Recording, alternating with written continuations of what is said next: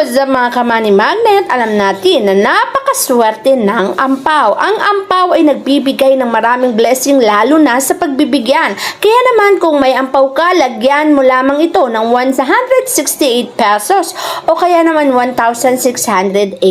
At kapag nalagyan mo na yan, mamili ka sa dalawa, ilalagay mo to sa ilalim ng bigasan mo. Kapag inilagay mo to sa ilalim ng bigasan mo, hindi ka mauubusan o masasairan dahil sa swerteng dala ng ampaw na yan na may 168 o 1,680 pesos.